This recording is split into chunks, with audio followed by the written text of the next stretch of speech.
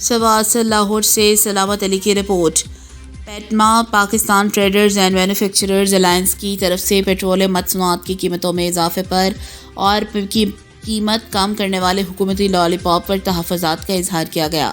Kent میں ہونے والے اہم اجلاس میں صدر مرکزی صدر وقار علی چیئرمین پیٹما اور صدر آل پاکستان گوڈز ٹرانسپورٹ نبیل طارق، سینئر وائس چیئرمین راجہ عمران، سیکریٹری جنرل احمد بخاری، فائنانس سیکریٹری محمد عبداللہ، کینٹ بورڈ سے عمران احد، گلبرگ بورڈ کے صدر اسلم برکاتی، پیٹما غازی روڈ سے اویس طاہر، حاجی گل محمد، فیاض ریاض، چیئرمین ارشد جاوید، صدر شیخ رفاقت مسعود سمیت شفاقت رحمانی، حاجی شبیر احمد مغل، مانگ علی جویا، شاہد مجید چودھری، حبیب سرور، زاہد بٹ، میاں شاہد طفیل، محمد شفیق اور دیگر کی شرکت۔ اعلامیہ ٹیم پیٹما کی طرف سے